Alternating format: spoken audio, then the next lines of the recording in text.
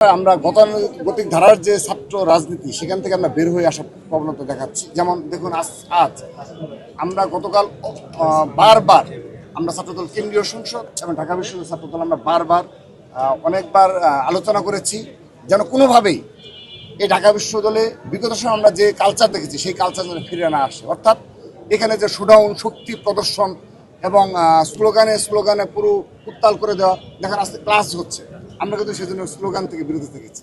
Vitamin E ও C serum 8টি প্রাকৃতিক oil সমৃদ্ধ লিলি সিরাম অয়েল, যা চুল পড়া কমায় মাত্র 30 দিনে। আমরা অত্যন্ত নীরবে তার আশা উপলক্ষে এটা আমরা এনজয় করছি এবং তাকে শুভেচ্ছা জানাচ্ছি, এটুকুই, ব্যাস এটুকুই। আমরা একজন শিক্ষার্থী হিসাবে ঢাকা বিশ্ববিদ্যালয় এবং সকল শিক্ষা প্রতিষ্ঠানের শিক্ষার্থী হিসাবে এটুকুই আমরা নতুনভাবে তার এই আগমনকে উদযাপন করছি।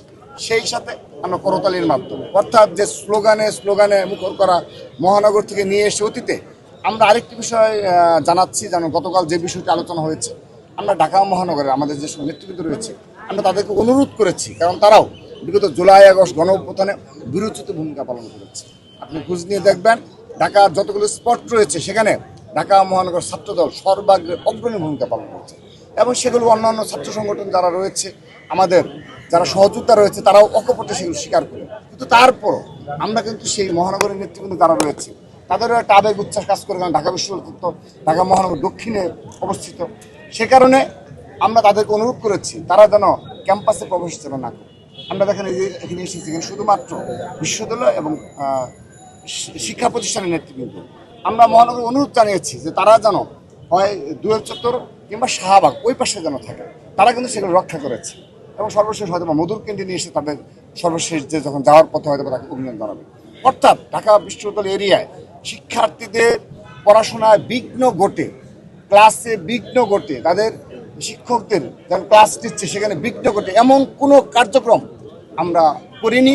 এটি আমাদের আছে সফলতা। সেই সাথে আরেকটি নির্দেশনা ছিল, যাদের ক্লাস পরীক্ষা রয়েছে তারা কেউ যেন ক্লাস পরীক্ষা মিস না যায়। আমাদের ছাত্র দলের যে সকল নেতা কর্মী সমর্থক রয়েছে আমরা তাদেরকে অনুরোধ জানাচ্ছি, যার ক্লাস পরীক্ষা রয়েছে তারা আজকে এখানে আসার কোনো প্রয়োজন নেই। অর্থাৎ এটি একেবারেই নতুন ধারার ছাত্র রাজনীতি।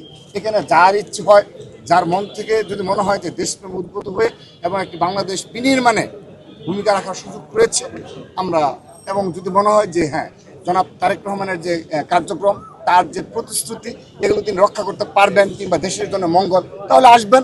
আর যদি মনে হয় যে না, আমি একসময় সমর্থক ছিলাম কিন্তু মনে হচ্ছে যে তিনি তার প্রতিশ্রুতি রক্ষা করবেন না, তিনি তার কিছু প্রতিশ্রুতি হয়তো ব্যত্যয় ঘটাবেন, তাহলে তার সাথে তাকে আমরা কখনোই জোর জবরদস্তি কিংবা একটা কল দিয়েও তাকে অনুরোধও জানাবো না।